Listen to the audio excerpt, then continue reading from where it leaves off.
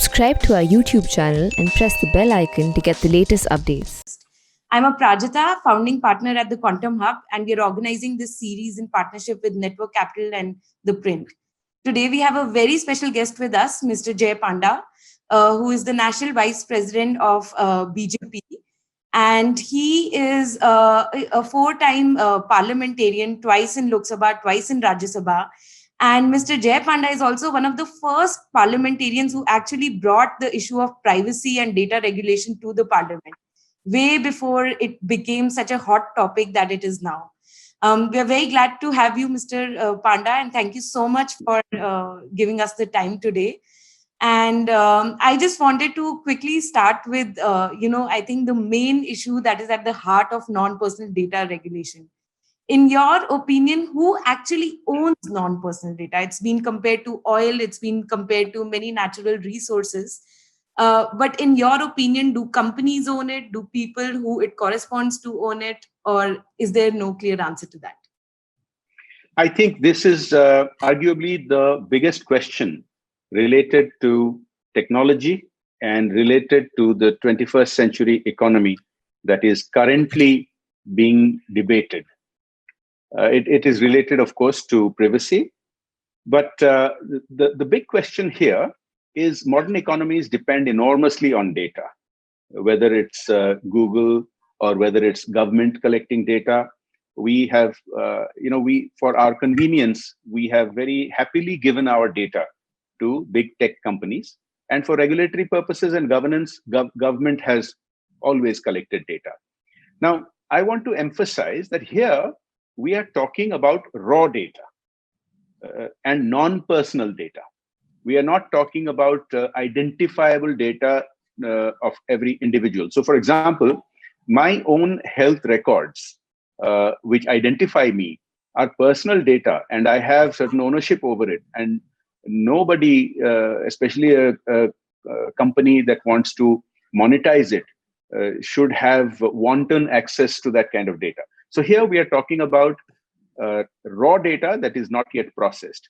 And that adds another aspect to it. And the other aspect is that it's about intellectual property rights, about IPR. Now, when you process something and you add something special, obviously you can claim an intellectual property right over that.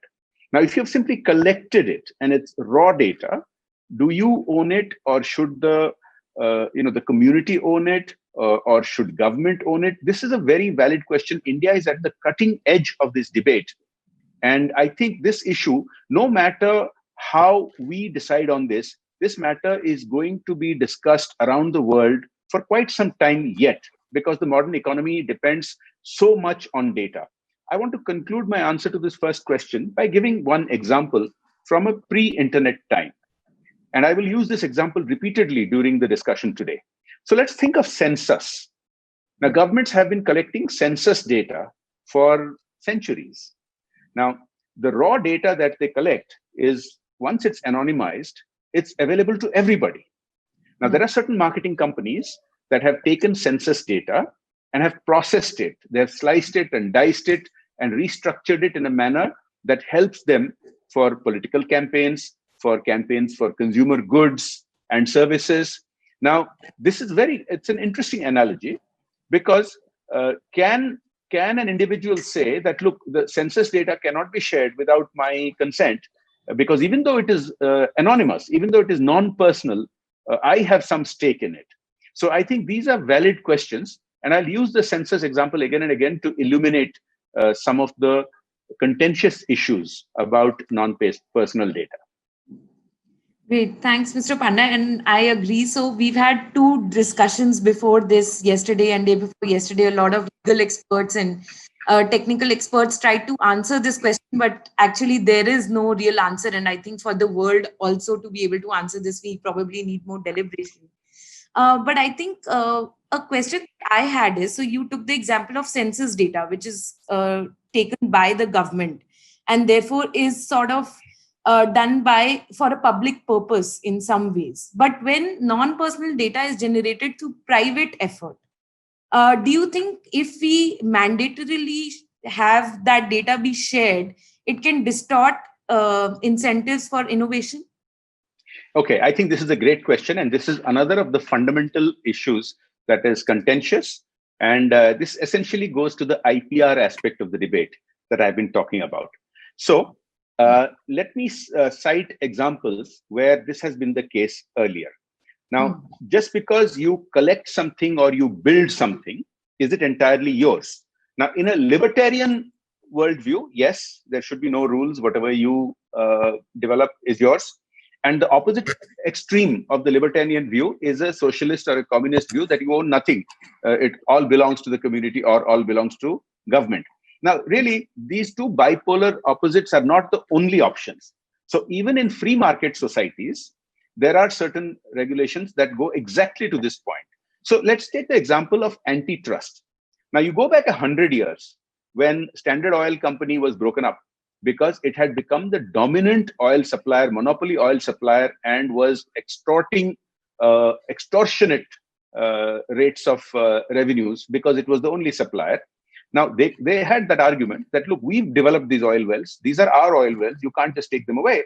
But a free market requires competition. And so that was one example. Let me give another example, two more examples. So in the 1980s, starting in the United States, telecom monopolies were broken up. In the US, AT&T had become the monopoly telephone operators for both local telephony as well as long-distance telephony. This was pre-internet. And they had invested and built the entire infrastructure across the US. And again, the same argument was used that a free market economy cannot have monopolies. And so that was broken up. Recently, a few years ago, we had a similar issue with net neutrality. Now, in net neutrality, cable companies and telecom companies said, we have built the pipes, we have laid the fiber, and that's why we must have exclusive access to the customer because we have invested in this. And in exactly the same vein, the consensus emerged that, look, yes, you've built the fiber, you've got the pipes, but that should not give you a monopoly access to the customer. And you have to provide equal access to other content providers on the same pipe. Now, this goes to exactly that kind of issue. So when a large company has invested millions, maybe billions of dollars and collected data, certainly they have some right to it. And especially when they have processed it, especially when they've sliced and diced it and they can monetize it. But the raw data, if just because they've collected it, if they say that we must have sole access to this raw data of all the customers or all citizens, then it creates a monopolistic situation. And so one commentator has recently said that what the Gopalakrishnan Committee has suggested is like communism, it nationalizes data. Again, I think that's a wrong way of looking at it because it's not an either or. Free market societies do have regulations to allow access so that there is competition. And this falls into that kind of parameter. Great. I'm so thankful that you brought in the idea of antitrust because that was going to be my next question, which is if the non-personal data committee report also says that, market power is heavily skewed in favor of big tech and therefore we need a regulation like non-personal data. But if the main problem that we are trying to solve is of competition, do you think the Competition Commission of India, which is the body which is looking at market power, be looking at this? Or do you think that a separate regulatory authority such as the NPDA would be able to look at this? Because data is one of the, factors of production, if you call it that, which makes somebody an incumbent power in a market. Yes. So this, I think, is a great question. Now, I gave you three examples of antitrust rulings. One was the oil companies 100 years ago. One was telecom companies 30, 40 years ago. And recently, 3-4 years ago, net neutrality.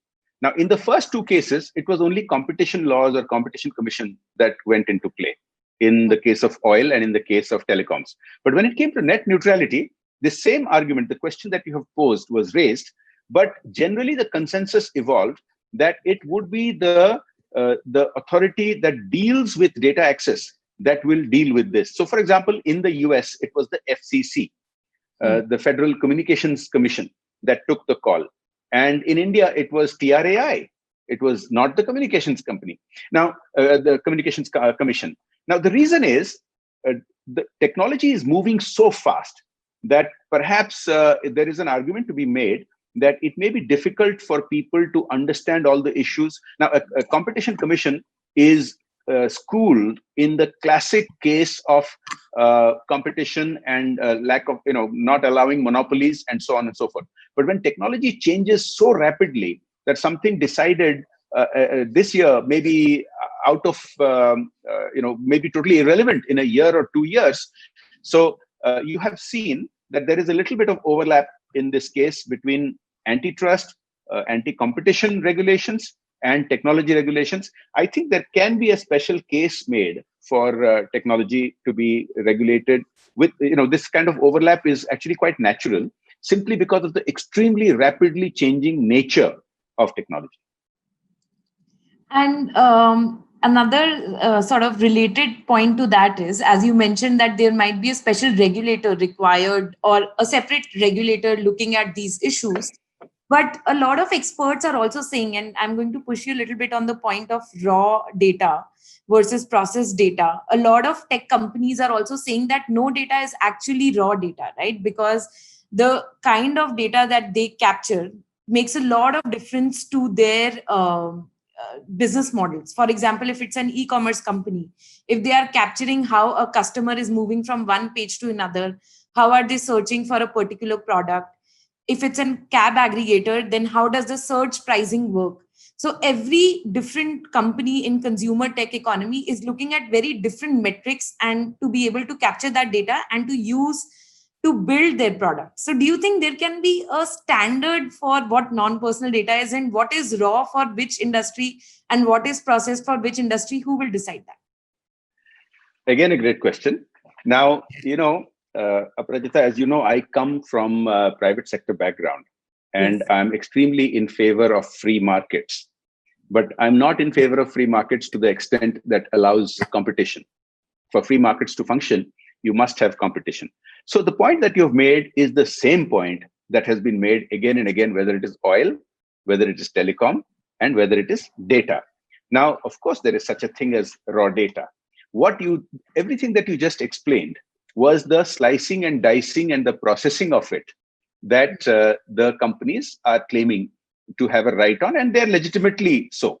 Now, raw data can simply mean a location. Location is simply raw data. Now, it may not give any other aspect about the person, may not give any aspect about the person's income or the kind of things she likes to eat or buy. Simply by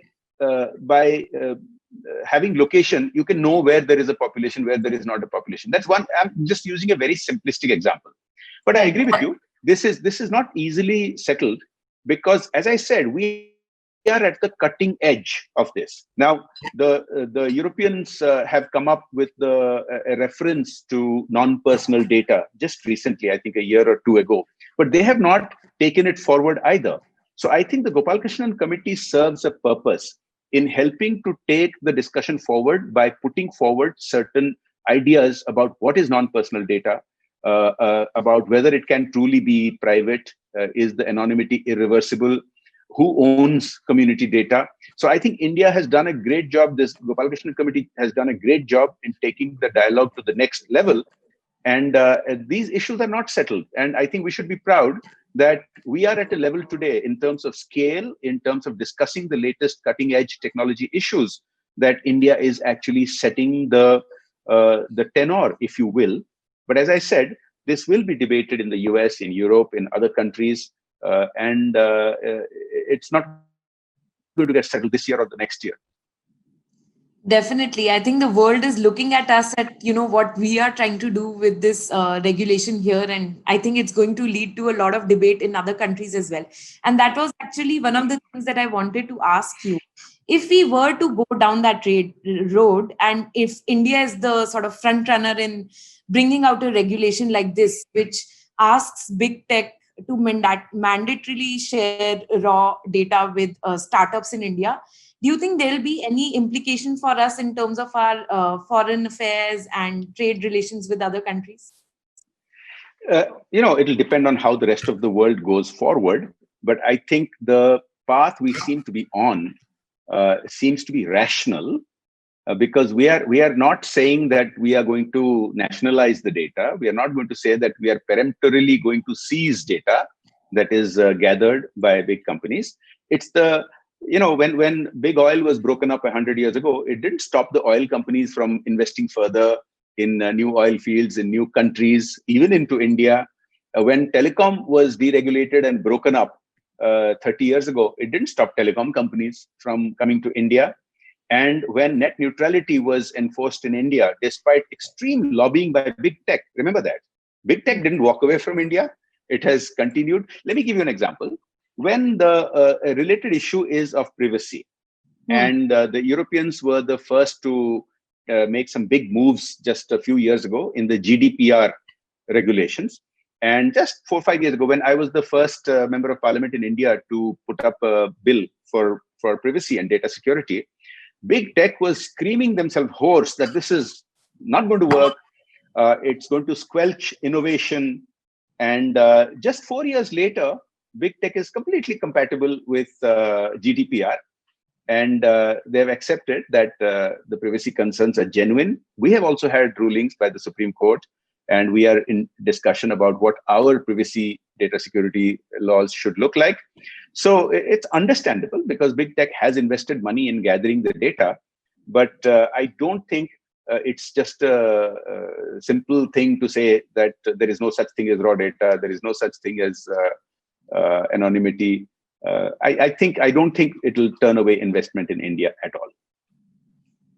And when it comes to privacy, do you think there are any privacy concerns related to anonymized data sets? For example, a lot of people contend that if you were to put anonymized data sets together, and the committee also refers to something as the community non-personal data. So any non-personal data relating to a specific community. Do you think there can be any privacy concerns regarding this as well? And if do you see that PDP bill and the Data Protection Authority, as it is envisaged right now, can actually come in conflict with this non-personal data authority at times, because they are essentially trying to regulate probably the same data sets, but at different stages in the life cycle of a data set? All right. So this is an argument that is being made, and this falls in the same category of arguments of when we were discussing about privacy, when we were discussing about Aadhaar few years ago, and there was a lot of fake news that Aadhaar data had been leaked, and there were certain activists who were saying that no, we can't have this kind of scrutiny. But the fact is, as a society, modern human beings have agreed not to live like 16th century hermits. We have agreed that there will be CCTV cameras in public to record whether you are violating traffic rules. We have agreed that there will be scanners in airport to check whether you are carrying weapons or explosives. And so we have agreed to make certain exceptions for privacy, for convenience. We give our privacy to Google Maps to trace where we are location-wise. Now, the Supreme Court ruled exactly in line with the bill that I had moved, where I said that we can't have 100% privacy in the same way that 16th century human had, but the exceptions must be extremely narrow and extremely specifically defined so that they are not abused. So now that brings me to the issue of, can anonymity be 100%? Now, yes, some people are saying that in technology can come up that it will change anonymity, but if we are looking for an either or situation, if we are looking for a black and white situation, maybe nobody can guarantee you 100% privacy or anonymity, but they can certainly guarantee you 99.9999999%. So let me use an example. 30 years ago, this issue was also a concern. And remember the protocol PGP, pretty good privacy. Why was it called pretty good privacy? Now, it was I think initially it was a 128-bit encryption. Later on, it's become 256-bit encryption.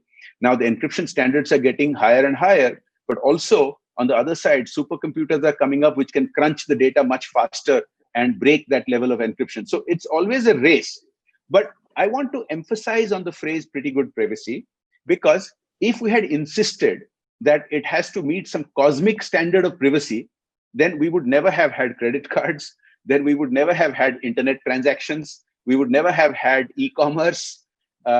So I think we have to recognize that there is such a thing as anonymity that can be maintained for all practical purposes. And yes, there will be crooks and others always chasing a new tech to try and decrypt that privacy. And there will be privacy proponents who will be coming up with better and better ways of maintaining that anonymity.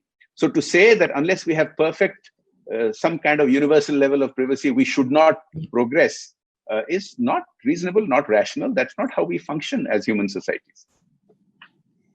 Great. I think a lot of people have a lot of things to say on our YouTube live chat. I was just checking it. So if it's okay, I'm going to audience questions now.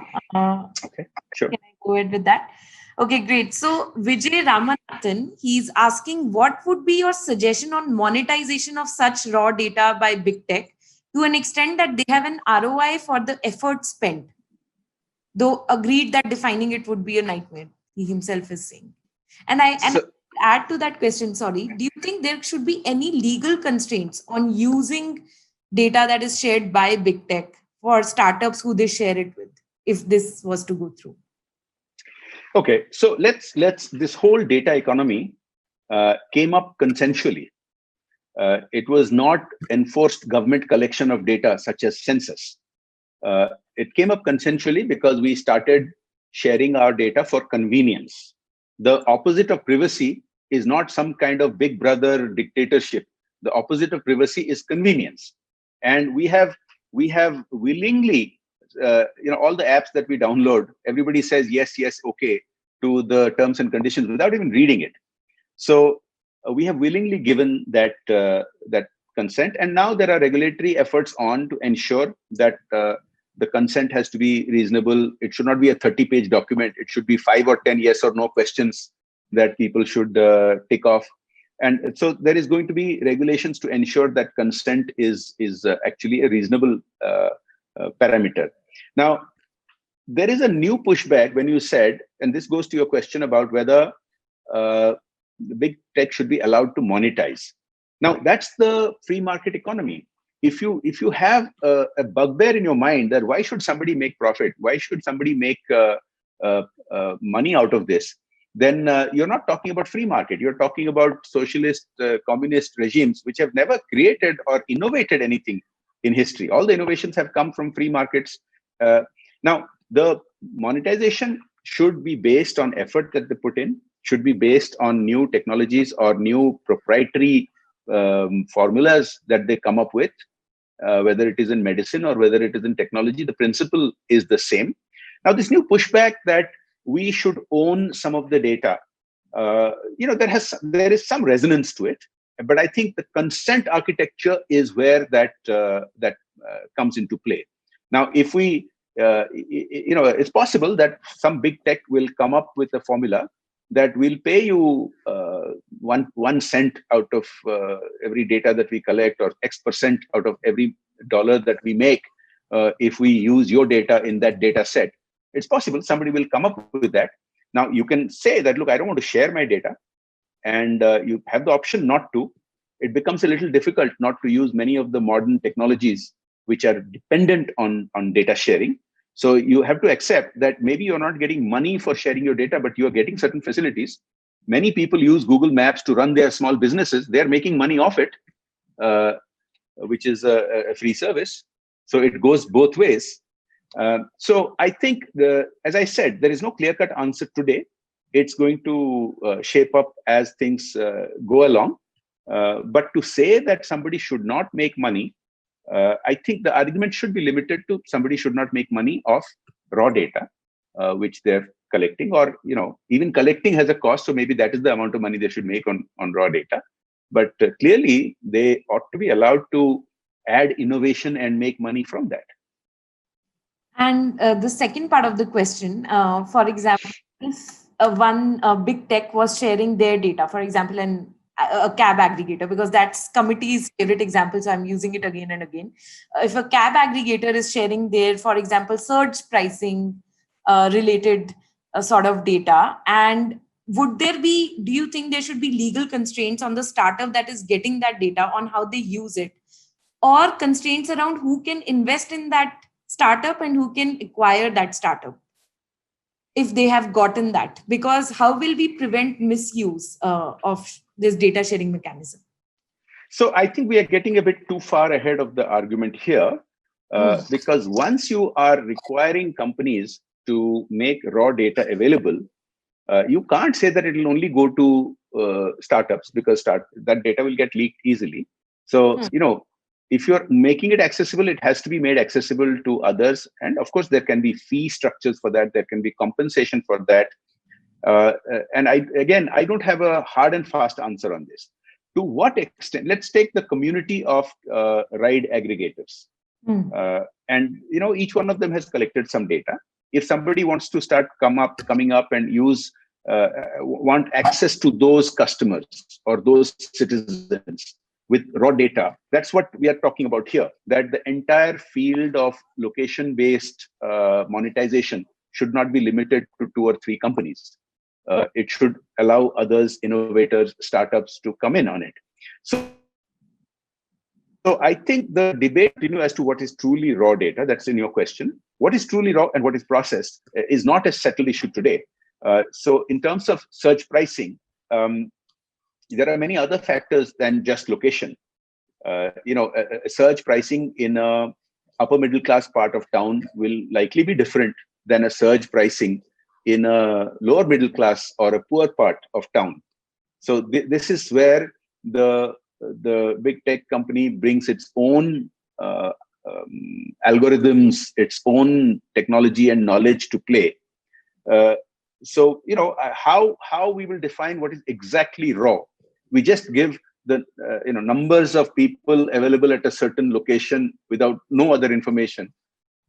Is that raw? Is that not raw? Is something that we need to discuss and decide. And I think there's some good news. The committee has just extended the deadline for public comments till 13 September. Somebody just pinged on the chat. So I think we have more time to discuss this. That's great. Nakul is asking, there are so many industries which are oligopolies, even in India, where there are 3-4 big players, just as we have in the tech industry. The government isn't interfering in those, and those are also important industries. Then why tech? There are certain natural oligopolies. For example, if you're talking, let me go back to the use of the oil field. It's a natural resource, and just because you allow competition, a new oil field will not pop up miraculously. The issue is, how do you level the playing field? See, obviously, it's no proponent of free markets is going to say that there should be a monopoly. And if you extend that formula further, it's not good to have an oligopoly of only 4 or 5 players either. You should have more players. The counter argument to that is that there is a certain size required. Telecom companies in India have said that we had too many telecom companies in the beginning. None of them could acquire scale. And so some of them have gone bankrupt. So there has to be a balance between scale and competition. Now, let's not forget the main issue here. The main issue here is not that you just redistribute what somebody has developed as a property, as an asset, as a wealth, but you provide access. We provide access on an equal footing. So whether you have developed the oil field or you have laid the fiber optics, whether new startups can provide their content on that. So I think the same oligopoly principle applies today. And I agree with the argument that if you have oligopolies in other sectors, we should be looking at creating access opportunities to startups and smaller and medium-sized companies in those areas. And I think a related question has also come up, that apart from this regulation, what else do we need to do to fire up innovation startups? And yesterday we were discussing that in US, where big tech is prevalent, still a lot of innovative startups do keep coming up. California is still the hub of innovation. What is it that they are doing, even apart from this? They are not really facilitating this kind of data sharing, but what is it that they are doing right, that we can also do to give that kind of chance to Indian startups? Because that seems to be the main aim of this entire regulation. My own principle, my own feeling about this is a personal opinion, is that nothing succeeds like providing a level playing field. If you have, you try to regulate it, you can't become, in the 1950s, India was a larger producer of steel than China or Korea. And we regulated it for decades, and we fell far behind the others. You can't make things happen by regulation. Regulation have to be an enabler, not something that controls. So we are already doing a lot of, I think the single best thing we could do is to provide infrastructure. Nobody should have to struggle to get high-speed connectivity. One of the reasons Silicon Valley succeeds is they've had access to all kinds of infrastructure and knowledge. You've had great institutions in Silicon Valley that have come up with new technologies, new ideas, and this intermixing of startups and big companies and institutions, universities, it creates that sort of thing. So if you look at a macro level, our ease of doing business index matters. We've gone from 142 in the world to about 50 odd or 60. We need to be in the top 50. We need to be in the top 30. And we are on that trajectory. As we progress on that trajectory, you're going to see more and more. See, India has already become a very large hub for innovation in the world. Right. We have nearly 20 unicorns in the making. So I think we are doing something right. We just have to do more of it. And I think there is a question that Vasant is asking on the chat, which is, I think, related to it. I think there is a little bit of a fear among industry that when it comes to data regulation, India is thinking of too many regulators. For example, there is the DPA that is already under discussion. Then there is this authority on non-personal data that has been proposed. There is also an e-commerce regulator that is in the works, which is also looking at the entire digital economy, not just e-commerce as we understand it normally. So I think Vasant is asking that, do you think that this will really increase the compliance costs on businesses, and will that thwart ease of doing business for this sector? Again, a great question. I think we need to look at both sides of the coin. So both too many regulators overlapping with each other and too few regulators also can take a toll. So let me give you an example. The broadcast industry was crying out for regulation at least 20 years ago, because there were monopolies that were thrusting large bouquets of content without giving individual choice to consumers or to distributors. And I remember speaking about this in my first term as a member of parliament back in 2001 or 2002. And there was a lot of lobbying against having a broadcast regulator. And after a delay of more than a decade, the telecom regulator was given the additional job of broadcast regulations. Now, it took them many, many years before they could get their grip on it, because initially it was a very different thing. The broadcast industry was not streaming, it was not online, it was satellite television, and telecom was something different. So a lot of time was wasted, perhaps a dozen to 15 years, by not having a broadcast regulator. I think today that has been largely made up, because the telecom regulator has acquired knowledge and skills, and also broadcast has become part and parcel of telecom because of streaming business. So I think both sides are a matter of concern. So yes, I think we ought to be careful that you don't want far too many regulators with overlap and cross regulations impinging each other. Neither should you should also be wary that you end up having not enough regulators. I think that, I haven't, on this issue of whether e-commerce deserves a separate regulator, I haven't personally gone into the issue in great detail.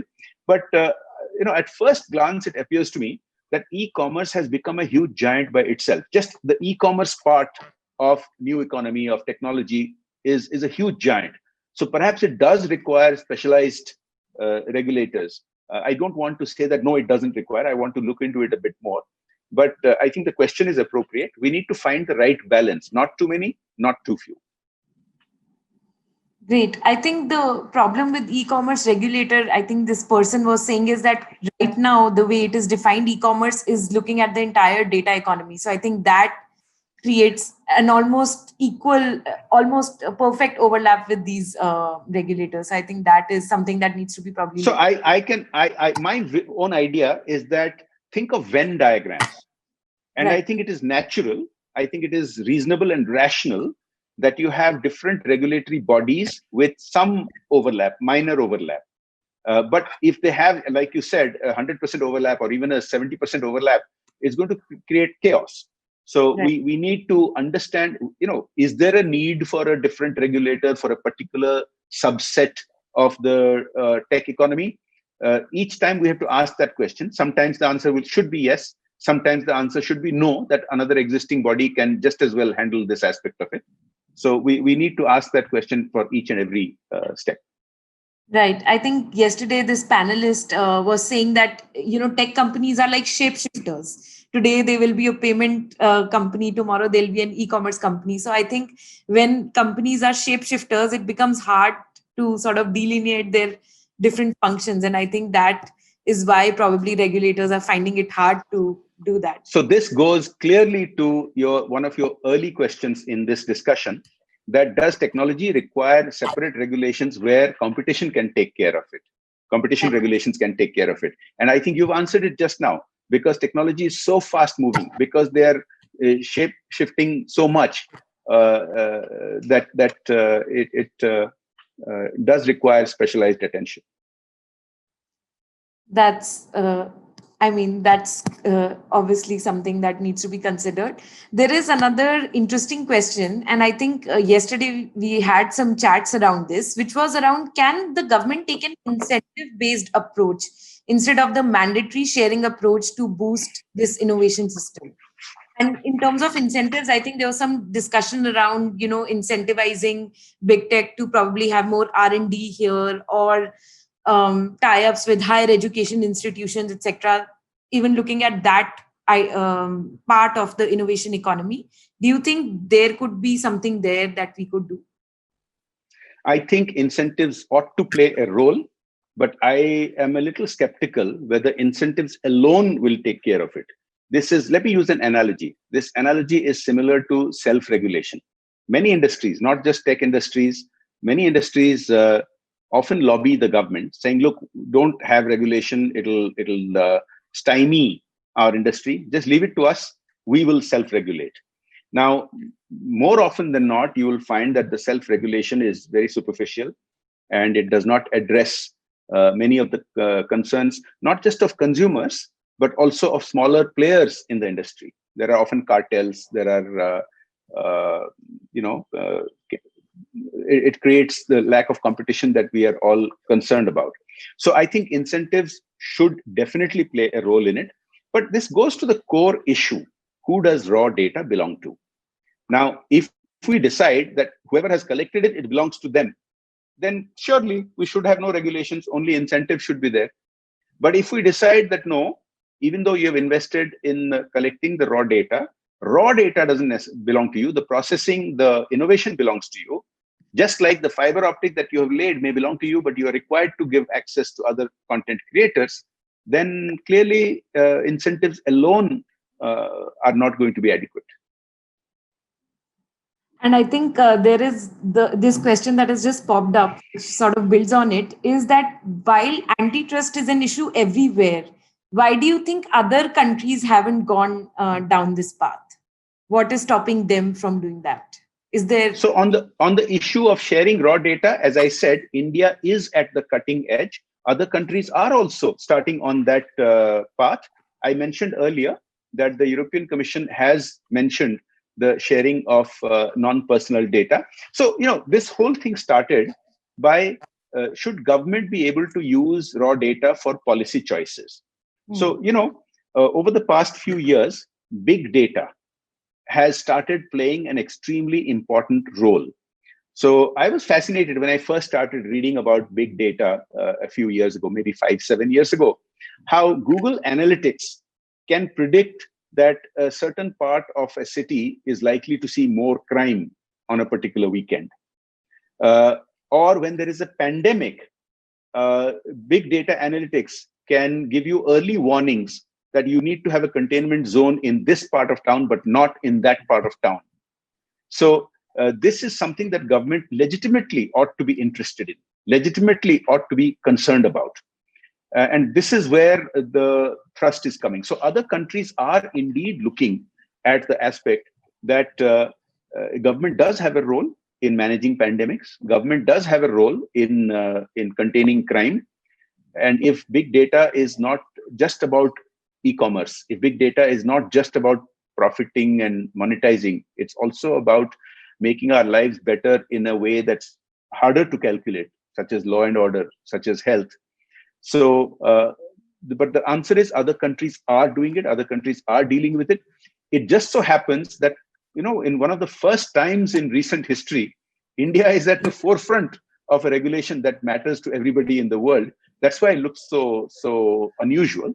But I can assure you that in the next 1 or 2 or 3 years, you will be seeing similar debates all around the world.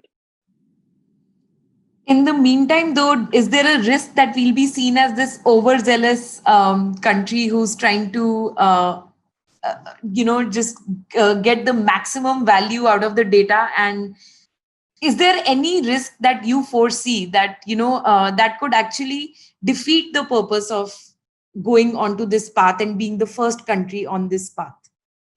I think we should shed our inhibition about being a global leader. But we should also not let hubris get to us. I think we should be comfortable with the idea that we are a global leader. We are a technology leader for sure. We have the scale. How many countries have the scale that India has? And how many, there is an Estonia that you can say has technologically very advanced, but it's a small country. Then there are very large countries that don't have the technological edge that we have. So we are in almost a unique position, I would say. So I think it is relevant, it is rational, reasonable, and it is correct for us to start helping to shape the global dialogue and global regulations concerning this. But I agree with you. We should not get carried away by hubris that we know best. We should not listen to anybody. I don't agree with that. I think we should listen to all stakeholders, which we are doing. We are listening to big tech. We are listening to startups. We are listening to policy mavens such as yourself. We are listening to people who are concerned and interested citizens, like those who are participating in this webinar. Government certainly has a stake, as I explained earlier, about managing data analytics for the betterment of its people. We have, and I always believe that regulation must be light touch regulation. Regulation must not be so overbearing that it totally stymies innovation. So again, let me repeat something I said earlier. The regulation, the antitrust regulation of oil industry did not stop oil investment in India. The telecom breakups did not prevent telecom investment in India. If we do it right, this is not going to hurt the Indian economy. It is going to help the Indian economy dramatically by boosting much more innovation, many more startups who become unicorns, and government ability to manage policy, data-driven management of policy. So we have to do it right, but to not do it would also be wrong. Great. I think that's a very balanced approach. And I think that brings us to our last question. And I think it's more around process, since you mentioned that, we are listening to all stakeholders and, it's an open consultation. Everybody's willing to give their views. What do you think? So this committee report obviously has proposed a legislation, and then the legislation has its own process. But from here on, what path do you think India should take, given that this is happening in a global context? There is obviously domestic consultation that is on, and other countries are looking at different aspects of this problem in very different ways. So what do you think? Where do we go from here? And what will be a good sort of timeline to, come at a conclusion? Should PDP bill be passed first? Should BDP bill even mention non-personal data? If you could just talk to us about. All right. So I think what we are doing is broadly the right thing, because we are an open society. We are having open discussions like this. We are having editorials. We are having op-eds. We have many views coming up. Some of them are extreme views saying that there is no such thing as raw data. Some on the other side that you should have no ownership of any data that you collect. And I think it's the right thing that we are trying to find the optimal solution, that we don't want to affect innovation. We certainly don't want to penalize those who have invested in bringing the data economy to such scale in India, but neither do we want to penalize startups and others who need a level playing field to have access to those consumers and those citizens. I think to go forward, we should keep one eye on what the rest of the world is doing. As I said, the Europeans have mentioned this. They have not gone as far as we have gone in trying to describe what is definitions and who owns raw data, etc. But they will come up. So will there be a movement in America about raw data and ownership. We should keep an eye on what other large innovative jurisdictions are doing.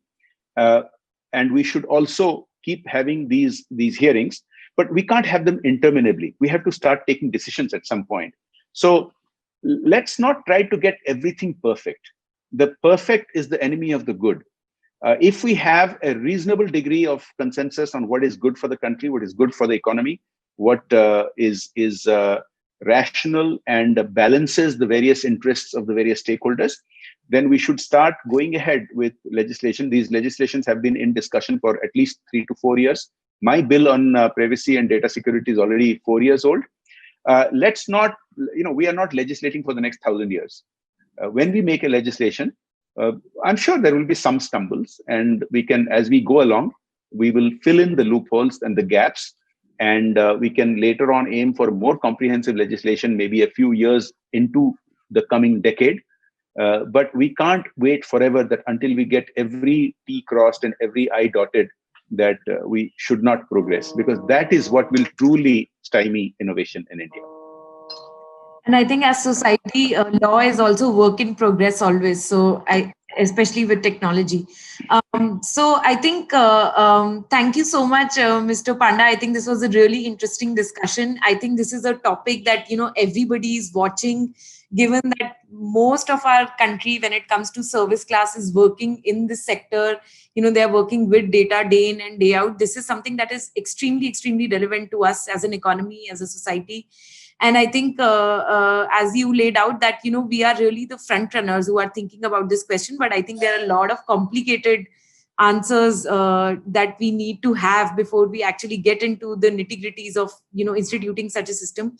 I think we're all looking forward to the PDP bill coming to the parliament when the parliament is able to function, pandemic permitting. So I think some of these discussions will also happen in the parliament, because this is also mentioned in the PDP bill, at least in the 2019 version. So we look forward to, what's in store for us. Thank you so much. Any closing remarks for everybody who's watching? Thank you. I've thoroughly enjoyed this. I think the questions, both from you and from some of the participants of the webinar, were very pertinent. They go to the core of the issue, the heart of the issue. I don't think I have anything other to add. I'll just reiterate that let's not be inhibited about the role that we are now playing because of the scale and because of the level of technology, or the where on the curve we have reached. The world is looking up to us. We should not hesitate in helping create the new dialogue and the new regulations, but we should not get carried away by hubris.